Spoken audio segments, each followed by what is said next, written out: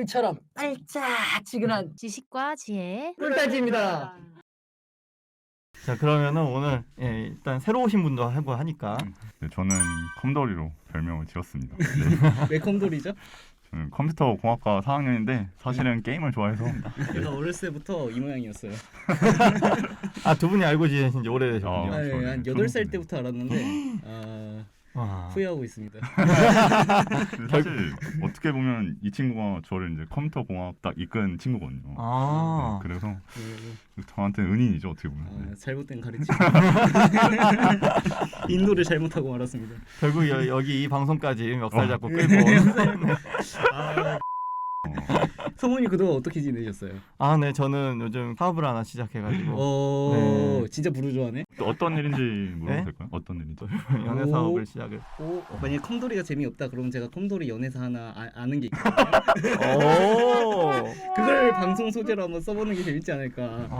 근데 왜 데려왔는지 잘 알 것 같습니다. 네. 방송 중에 주먹이 오가도 소재는 확실히 뽑아낼 수 있을 것 같은 봐주시길. 훌륭한 패널. 네.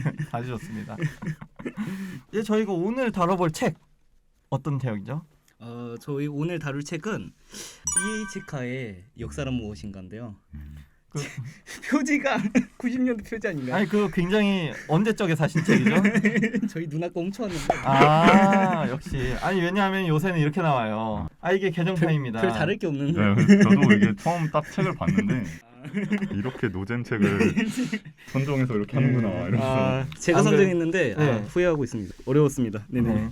아 그래도 이 책 중요도는 엄청나지 않습니까? 그쵸. 네. 맨날 논술 시험 볼 때 맨날 이 책 나와요. 아 그래요, 맞아요. 그리고 저는 개인적으로서 또 이제 영화를 보면서 이 책이 언급되는 장면을 보면서 이제 저는 그때 이 책을 이름을 처음 들었어요. 네.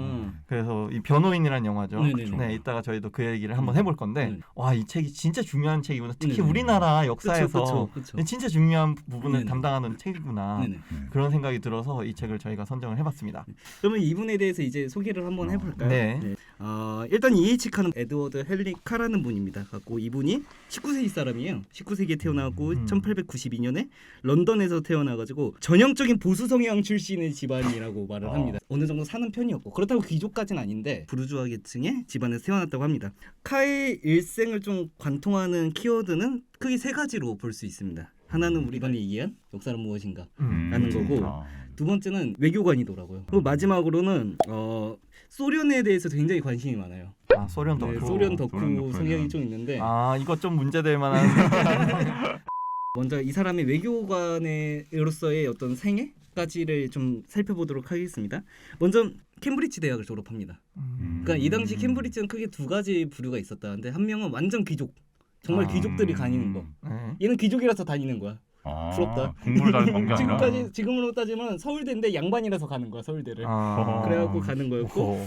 이 시기는 아직 귀족이 워낙 또 힘이 그럼요. 있었으니까. 그렇죠. 또 다른 부류는 공부를 굉장히 잘하는 부르주아 아이들이 보통 갔다고 해요. 그리고 케인즈 같은 사람들 있죠. 후자 쪽의 사람이 포함된다. 포함되었던 네. 사람이었던 엄치나 거죠. 이런 느낌이 있었죠. 엄치나 일단은 외교관부터 이용하면서부터 그래가지고 뭐 결국은 뭐 시험 합격해가지고 공무원 시험 합격해가지고 외교관이 된 거죠. 네 뒤. 네. 저희 혹시 광고를 받은 건가요? 아까 거 하고 싶습니다. 계속 이야기를 하면 1916년에 공무원에 합격을 한 거예요 이 사람이. 갖고 1차 세계대전이 끝나고 나서 이제 유럽 판세가 완전히 뒤집어지지 않습니까? 네. 그때 베르사유 강화회담에서 대표단 일원으로 참가한 게 외교관의 짬밥의 시작이라고 말을 합니다. 진짜 초엘리트인 거죠. 이 당시 이 전후 복구를 하는데 거기에 일원으로서 참가한 거는 진짜 어마어마한 엘리트라고 할 수 있고. 커리어가 장난 아니네요. 그러게요. 이때 혹시 몇 살인지 물어봐도 27살? 와. 그리고 1919년에는 그 파리 강화회담에서 소련 문제를 중심적으로 다루는 전무위원이 되었다고 합니다. 그러고 나서 어딜 가냐면 그 라트비아 아나요? 라트비아가 그 소련의 옆에 서쪽에 있는 발트의 밑에 있는 발트 3국 중 하나거든요. 그렇죠. 발트 3국이라고 부르는 게 리투아니아랑 라트비아랑 에스토니아죠. 어쨌든 이 라트비아에 이 양반이 가는 거죠. 영국 공간에서 일을 하기도 하고 유엔의 전신인 국제연맹에서도 일을 하기도 했고요. 그래갖고 흔히 우리가 생각하는 역사 철학자 혹은 역사학자로서의 이미지보다는 외교관으로서의 이미지가 더욱 강했던 사람이었습니다. 그래갖고 언제 그만두냐면 1936년에 외무성을 그만둡니다. 이 나이가 몇 살이죠? 이 정도 되면? 네, 40. 마흔 좀 넘어서. 40 40 조금 넘어서. 동시대 딱 그 지금 제 나이 때가요? 네. 저 아직 40대 아니에요. 아 왜 그래 진짜 제가 제가 좀 큰 실수를 네, 죄송합니다. 네. 상처가 커서. 네. 악플 달아주세요. 계속 이야기를 하면 외무성을 40 중반에 그만둔 거예요. 웃긴 건 뭐냐면 우리는 그만두면 백수되잖아요. 40 네, 그만두면. 그렇죠. 근데 이 사람은 웨일즈 대학에 들어가고 교수가 됩니다. 이건 외무성을 그만뒀다고 하는 게 아니라 그냥 이직이라고 하는 게. 그래갖고 또 36년에 웨일즈 대학에 몸을 담았다가 그러면서 41년에서 45년에는 타임즈 부편집인으로 들어갑니다. 와. 제가 알고 있는 타임즈랑 다른 건가요? 그 미국 타임즈 말고 영국 타임즈가 따로 있어. 네. 타임이죠, 타임. 우리 친구가 많이 부족해요 지금.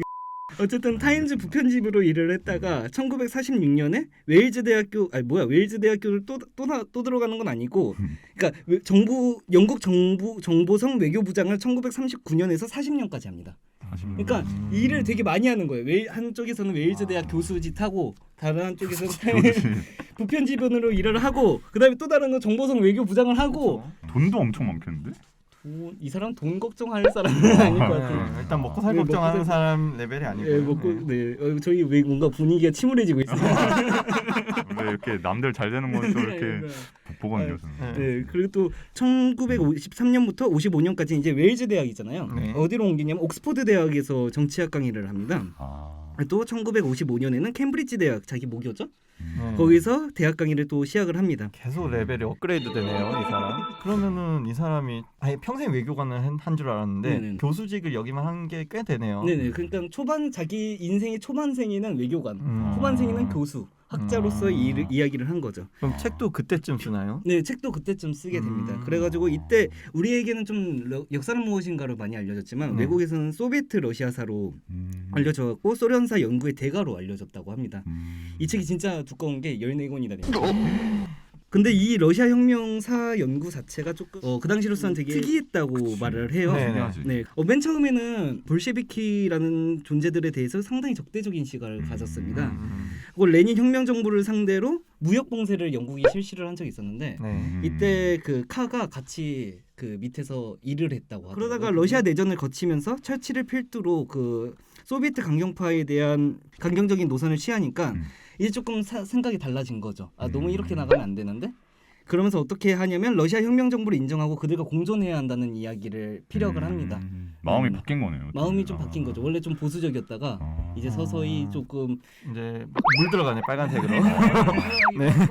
그러면서도 약간 이렇게 하면 전쟁 날 것 같은데라는 생각도 했겠죠. 이미 전쟁이 몇 년 전에 일어났으니까. 그래가지고 원거는 현실주의 노선이라고 말을 하는데요, 스스로. 2차 세계대전 이후에 그 사람이 사상적으로 좀 빨개지기 시작한 이유, 대공황 이후라고 말을 해요. 1929년이 1929년에.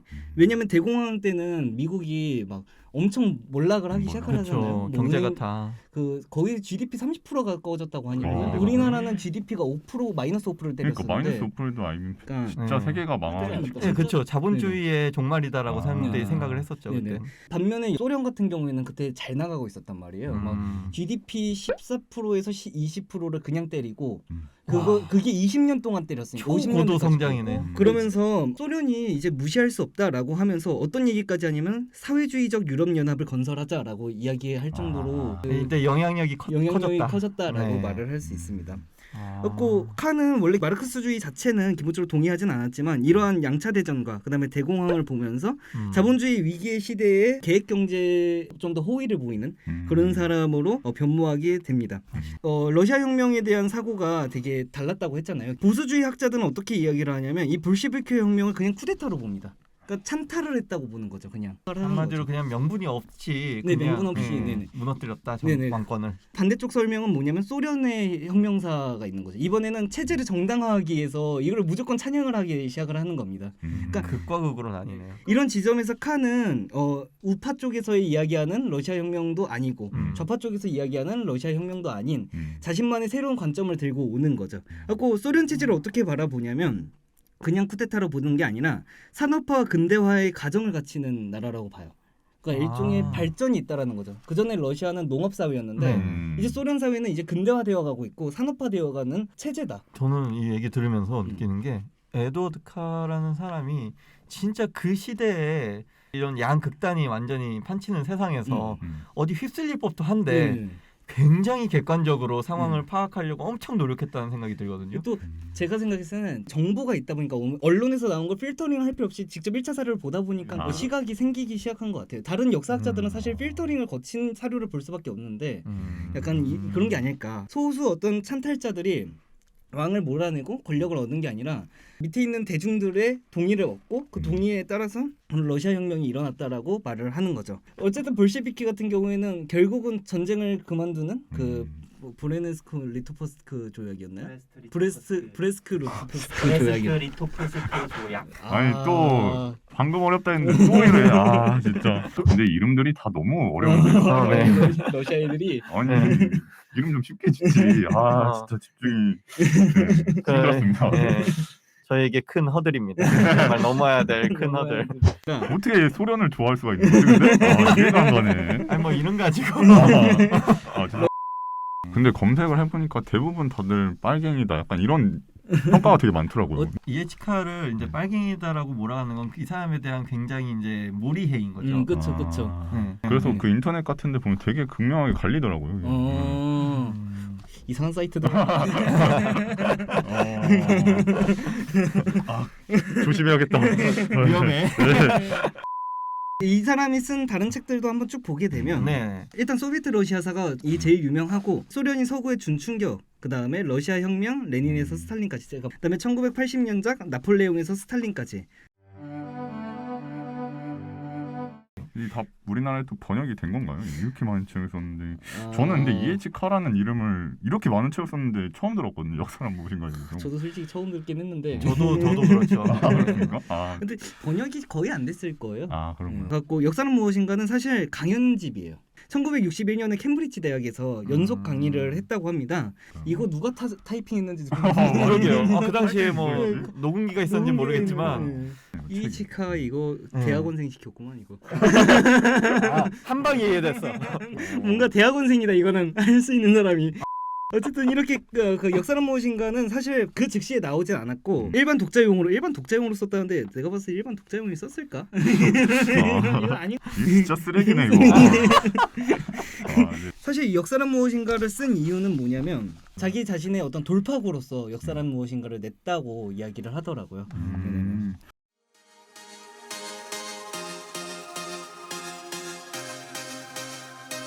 했습니다. 지금까지는 저희가 이에치카의 인생 이야기를 듣기 힘들었어요.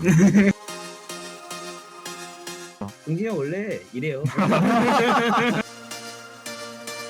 우리나라에서도 많은 이렇게 영향을 끼쳤네요. 지금도 끝이는데 지금 논술학원에서